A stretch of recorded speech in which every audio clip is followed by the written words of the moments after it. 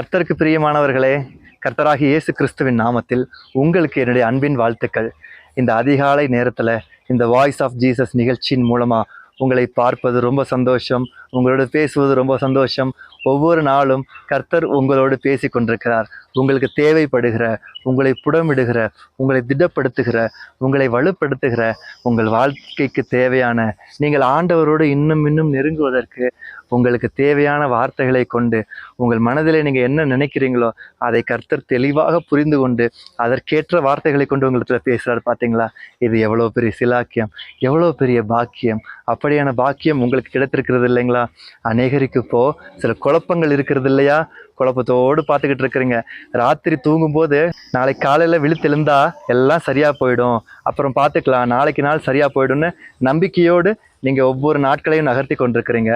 ஆனால் முதல் நாள் தூங்கும்போது இருந்த அதே குழப்பமான மனநிலை காலையிலையும் இருக்கிறதா? இல்லையா?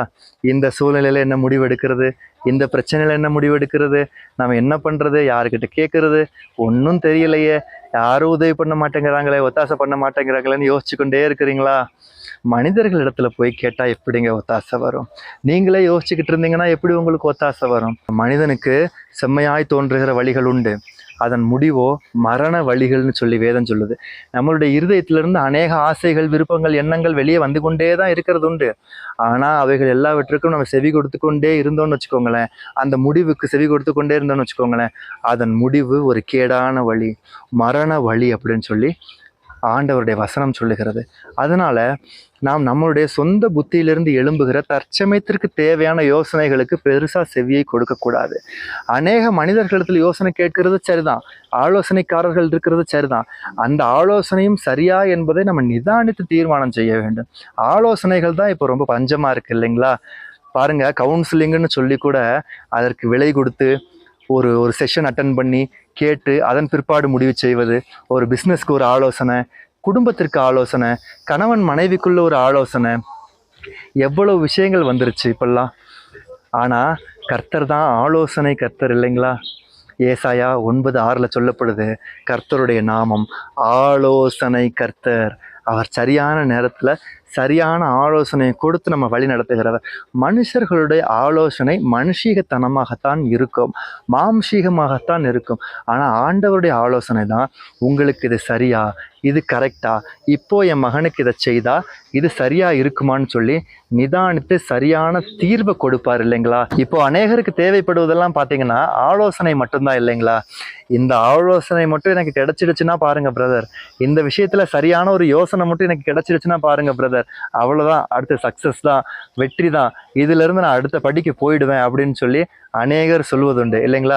ஒரு திருமண காரியத்தில் ஒரு ஆலோசனை, இந்த வரன் சரியா இருக்குமா, இது சரியா இருக்குமா, இதை எடுத்தா சரியா இருக்குமா, அதுலேயே நிறைய பேருக்கு குழப்பங்கள் வருவதுண்டு.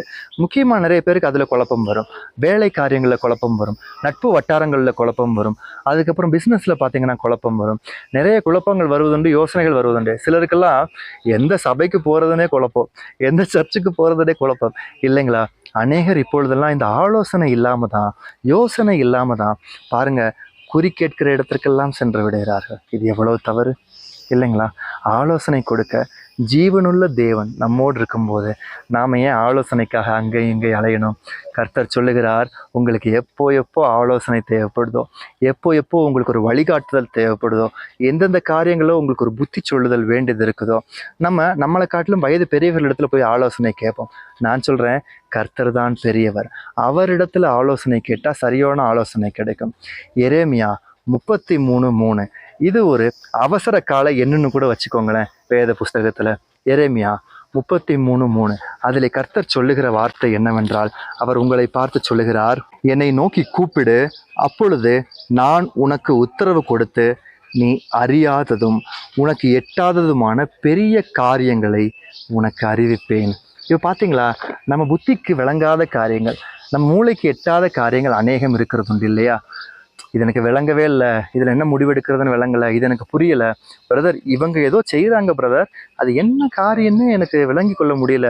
எதுவும் சதி பண்ணுறாங்களா, எதுவும் இது பண்ணுறாங்களா, எனக்கு விரோதமாக எதுவும் செய்கிறாங்களா, எனக்கு புரியல, இந்த காரணம் ரொம்ப குழப்பமாக இருக்கு, மறைமுகமாக எதுவும் நடக்குது, சதி நடக்குது, இந்த மாதிரி காரியங்கள்லாம் இருக்குது. பார்த்தீங்களா, நமக்கு எட்டாத, நம் புத்திக்கு வாய்க்காத பெரிய பெரிய காரியங்களை நமக்கு விளக்கி சொல்கிறவர் கர்த்தர் தான். ஆண்டவர் என்ன சொல்கிறாருன்னா, அப்பொழுது மகனே மகளே, உனக்கு குழப்பமான நேரத்தில், ஆலோசனை வேண்டிய நேரத்தில் என்னை நோக்கி கூப்பிடு. நீ இதை கூப்பிட மாட்டேங்கிறியே, கூப்பிட்டா தானே நான் உனக்கு ஆலோசனை சொல்ல முடியும். நீயா யோசனை பண்ணிக்கிட்டே இருக்கிறியே, அந்த போதர்கிட்ட போகிற, இந்த தீர்க்கதரிசிக்கிட்ட போகிற, இவங்க என்ன சொல்லுவாங்க, அவங்க என்ன சொல்லுவாங்க, அதை பார்த்து கொண்டே இருந்தால் எப்படி ஆலோசனை கிடைக்கும்? ஆலோசனை கிடைக்கும். இருந்தாலும் நீங்கள் நேரடியாக கர்த்தரிடத்தில் விசாரித்து கர்த்தரை நோக்கி கூப்பிட்டு பெற்றுக்கொள்ளும் ஆலோசனை சரியான ஆலோசனையாக இருக்கும், இல்லைங்களா? அந்த ஆண்டவர் தான் உங்களை பார்த்து சொல்லுகிறார், நீ ஆலோசனைக்கு என்னை நோக்கி கூப்பிடு. அப்பொழுது உனக்கு எட்டாத, நம்ம புத்திக்கு எட்டாத பெரிய காரியங்கள்லாம் உலகத்தில் இருக்க தான் செய்யுது, அதை நமக்கு அவர் அறிவிப்பார். நமக்கு எட்டாத, நம்ம புத்திக்கு விளங்காத பெரிய பெரிய காரியங்களை அப்பொழுது அவர் நமக்கு தெரிவிப்பார். அதனால் அடுத்த ஆலோசனை வேணும்னு சொன்னால் நீங்கள் கர்த்தரிடத்துல தான் விசாரிக்கணும். மனிதர்களின் முகங்களை பார்க்காதீங்க. மனுஷனை நம்புவதை பார்க்கலாம், கர்த்தரை நம்புவது நலம். கர்த்தர் பேரில் பட்டுதலாக இருப்பது நலம், இல்லைங்களா? உங்களுக்கான ஆலோசனையை கர்த்தர் கொடுப்பார். இப்போ இதுவே ஒரு ஆலோசனை தான். பார்த்தீங்களா, கர்த்தரிடத்திலே ஆலோசனையை கேட்க வேண்டும் என்பதே ஒரு ஆலோசனை. அதனால் இந்த ஆலோசனையை நீங்கள் பிடித்து கொள்ளுங்க, இதை பின்பற்றுங்க. கண்களை மூடி ஜெபிப்போமா? உங்களுக்கு வேண்டிய ஆலோசனை வேண்டிய நேரத்தில் வரும். கர்த்தர் அழகாய் நடத்தி கொண்டு செல்வார். புரியாத மாதிரி தான் இருக்கும், சூழ்நிலை வேறு மாதிரி தான் இருக்கும். ஆனால் அவருடைய நடத்துதலுக்கு ஒரு வித்தியாசமான வல்லமை உண்டு. வித்தியாசமாக, விசித்திரமாக நடத்துவார். வேறு மாதிரியான விதங்களை நடத்துவார், வேறு வேறு வழிகள் நடத்துவார். ஆனால் உங்களுக்கு என்ன தேவையோ அதை சரியாய் செய்து முடிப்பார். கர்த்தரிடத்தில் நம்ம ஒப்பு கொடுப்போமா? ஆண்டவரே உமக்கு ஸ்தோத்திரம், இயேசுவே உமக்கு நன்றி.